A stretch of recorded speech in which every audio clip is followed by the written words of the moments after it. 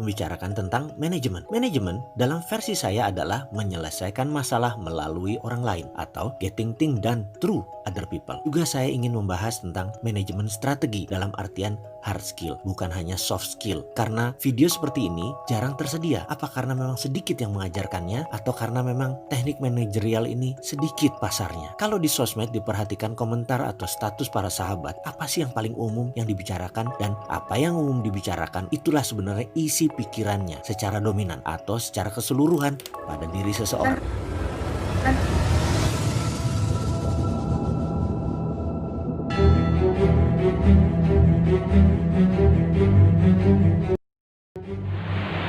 Perkenalkan, nama saya Komayana Bisarti, NIM 190111032. Ya, jadi pada video kali ini kami akan membahas mengenai strategi berantem dengan efektif dan efisien. Nah, ketika di dunia kerja, di dunia bisnis, persaingan sehat dan sakit sulit dilakukan. Esensinya mengapa? Apa yang diperebutkan? Apa yang bisa kita nikmati dari berantem, sandiwara, pura-pura, dan yang lainnya?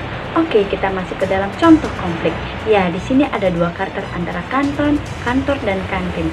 Kantor ini dibuat dengan dinding vinil dan kantin ini dibuat dengan dinding bata. Kantor adalah sosok yang memproduksi perintah, sedangkan kantin adalah sosok yang paling mengoreksi perintah. Maksudnya apa? Ya, sebagai contoh seperti jam istirahat siang, sekitar jam 12 sampai jam 1 siang, seluruh karyawan akan beristirahat makan siang di kantin. Pada akhirnya, karyawan akan membicarakan kejelekan atasannya. Begitu juga sebaliknya. Dan pasti perusahaan akan mendengar hal itu. Siapa yang mendengar? Yaitu perusahaan. Kemudian apa yang diperbutkan? Seperti merupakan kebijakan posisi, tempat kerja, dan lain-lain.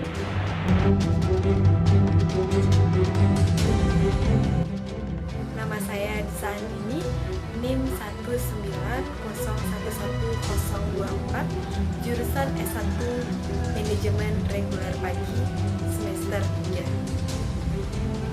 Baik, di sini saya akan menjelaskan tentang ciri-ciri konflik di tempat kerja. Ya, ciri konflik di tempat kerja adalah belum terbukanya bukti pemahaman di mana masing-masing pihak masih memakai kepentingan orang lain untuk memaknai diri sendiri. Di sini ada beberapa ciri-ciri konflik di tempat kerja.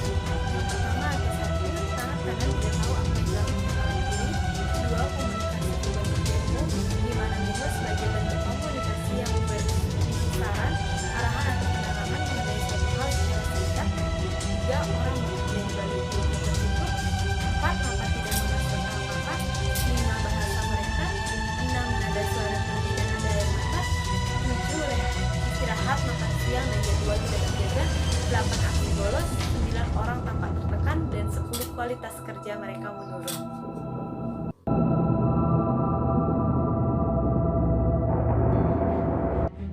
Perkenalkan, nama saya Sheila Patricia Gusti, NIM 190111026. Dan pada kali ini saya akan menjelaskan mengenai 3 level konflik. Secara teori ada 3 level konflik. Yang pertama di tingkat emosional. Cirinya adalah bertengkar di antara teman sejawat. Misalnya nih, CS dengan CS, gue yang salah, gue yang menang. Nah, cleaning service yang kedua ini adalah manajer. Cirinya adalah bertikai untuk mencari muka di depan atasan.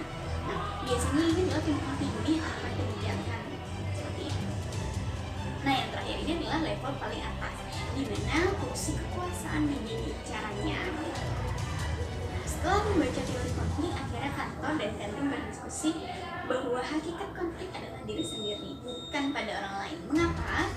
Karena pada selama ini secara tidak sadar kita dibelenggu oleh pembelajaran yang keliru di masa lalu atau masa lampau. Nah, misalnya nih, dimarah atasan di tempat umum atau di depan karyawan lainnya. Lalu kita menyimpulkan bahwa semua atasan itu agresif. Nah, pada dasarnya konflik itu sengaja didapatkan atau sengaja dihindarkan.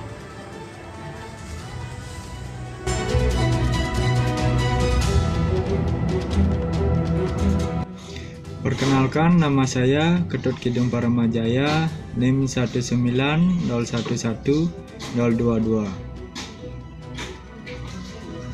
Mengenal posisi diri di saat konflik. Agar adem saat berkonflik, baiknya kita tahu dulu di mana posisi kita berada. Ada 4 posisi di saat konflik. Yang pertama, jelas agresif. Yang kedua, jelas pasif. Yang ketiga, agresif tersembunyi. Yang keempat, tersembunyi pasif. Contoh, bila Anda suka mengejek dan berteriak, maka Anda masuk pada kategori jelas dan agresif. Bila Anda bersopan-sopan dalam bertengkar dan bergumul dalam hati, maka Anda masuk pada kategori jelas namun pasif. Bila Anda suka mencari kesalahan orang lain dan melecehkannya, masuk kategori agresif dan tersembunyi. Bila sering bolos, masuk kategori tersembunyi pasif.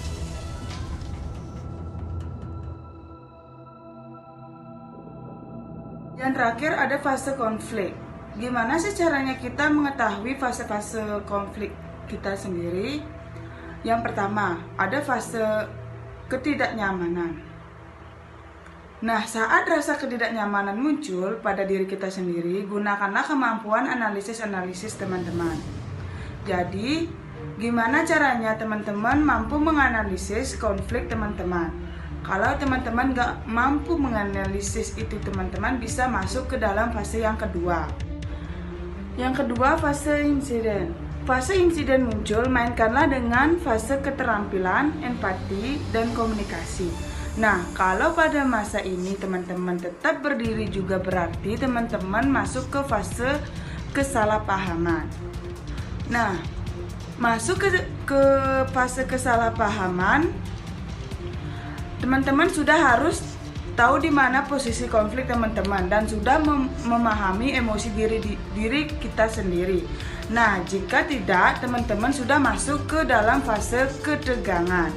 Nah, sudah masuk masa fase ketegangan, solusinya adalah teman-teman harus paham emosi teman-teman. Jika tidak, teman-teman masuk ke dalam fase krisis.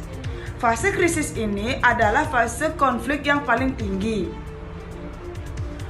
Jadi teman-teman akan meminta bantuan orang lain untuk menyelesaikan masalah teman-teman.